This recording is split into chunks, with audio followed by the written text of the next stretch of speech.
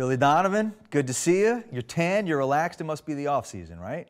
It is for now. It is for now. This is as relaxed as you get. It's hard to believe. This is going to be your 17th year? 18th. 18th year at Florida.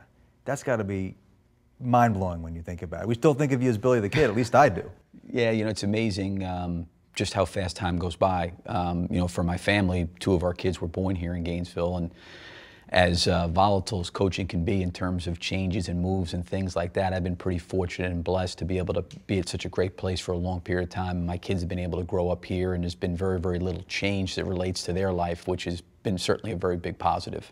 It's amazing for me to see that. I know that you're getting older, but that must mean I'm getting older, which is very uncomfortable. But I mean, you're only 48, am I right? 48.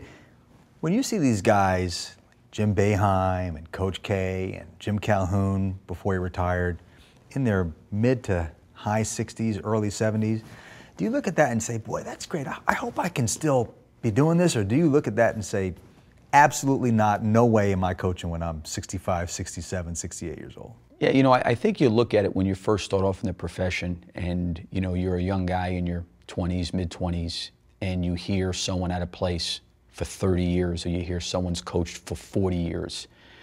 You know, you sit there and say, wow, I don't know if I could ever do it that long, you know, as demanding it is. And I think as I've gotten older, the one thing I realized is it really always comes down to your level of passion, your level of enthusiasm, and what kind of enjoyment you're getting out of it.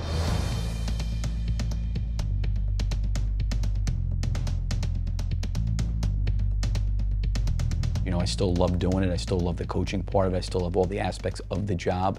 I think if it ever got to a point where I didn't like it, that would probably be something I would look at, you know, in terms of making a change.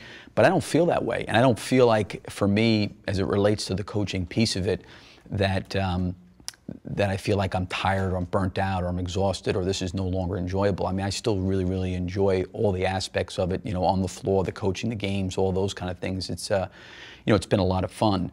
You know, how long I'll coach, I don't know, but it's not like I'm looking at myself and saying, okay, how am I planning an exit strategy over the next 3 years? I don't look at it that way. You know, I hope to be able to coach you know, quite a bit of time. And I also think the one thing I admire about those guys is as you get older, probably 25 or 30 years ago, there was this mentality of you get to be 55 years old, that's it, you wrap it up. And I think that probably all those guys, Jim Boeheim, Mike Krzyzewski, you know, Jim Calhoun, it's probably kept them young in a lot of ways. You know, being around young kids and the excitement of a new season, a new group of kids, I'm sure it's re-energized a lot of those guys. So I can see how they've done it for such a long time because I think they're competitive guys. I think that they love what they're doing. And I also think, too, that there's a fulfillment and a joy they get out of doing it each and every day.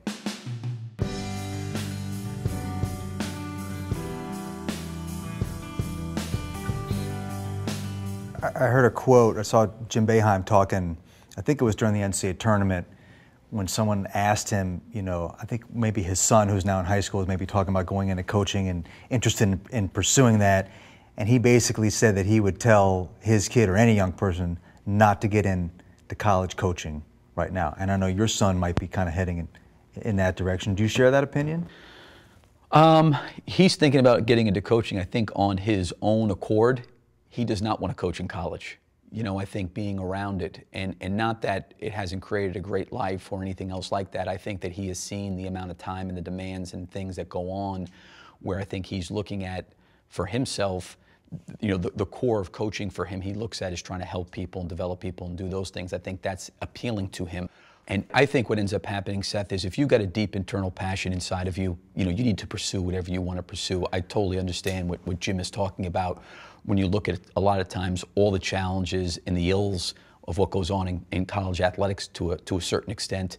You can sit there and say this is a very difficult business. You could probably find some people down on Wall Street that would say the same thing to their kids. You could probably find some attorneys, you know, or some doctors that would say the exact same thing. I think what's happened is anytime you go through, I'm sure for, you know, Mike Krzyzewski, Jim Boeheim, Jim Calhoun, they can probably take a 30-year period and say, listen, this is where it's changed, and this is how it's changed for the worst, and this is how it's changed for the better. But coaching today for Jim Boeheim is totally different when he was probably in his 30s or 40s.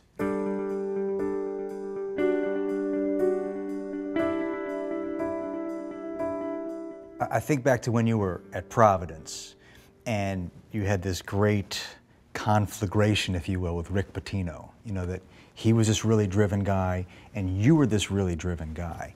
And I've been around your dad quite a bit, been lucky to be around your dad quite a bit. A lot of people probably don't really know how good of a player he was, right, at Boston College. And but he doesn't seem like one of these sort of really hard driving guys, put his foot up your rear type of dads, you know. I mean, where did that drive come from? Or maybe was he more of a hard driving guy at a young age? I think there's different points and times in everybody's life where you get to a point and stage as you're growing up in your household and you sit there and say, okay, where's my life going? What am I going to do? And he was not necessarily a hard driving guy as much as what he was is he was very honest. He was very upfront. He was never one of these guys that thought I was the best thing since sliced bread. You know, he always would say, listen, you know, you want to play college basketball. You say you want to do all these things, but you know, you don't work hard enough and you're kidding yourself. And that's the one thing I always admired about him is he was always truthful and honest. He never sugarcoated things, and he never babied me. Now, he always made it my decision. He never forced me to go play basketball. He wasn't one of these crazy sports dads. You see him all the time. No, he was never that way. He knew it had to come internally from me. But he said, if this is what you want to do, here's a direction of things that you need to do. And I think what happened for me, Seth, to be honest with you, my high school backed up to a train station. And very often when I was in high school, my dad would drop me off at school. And when I get off at school, they would be lined up on the platform for the Long Island Railroad. All these guys in the middle of the winter, trench coats, hats on, buttoned up, and everybody looked miserable. No one looked like they were happy. And for me, I did not want to do that. And I think when I got out of playing, I kind of evolved into everybody telling me, like, listen, you just go down to Wall Street, you know, use your competitiveness as a basketball player, you have contacts, you can go down there and you can be very successful down there. And I tried it. And I knew what I knew when I was probably a junior or senior in high school. This is not for me.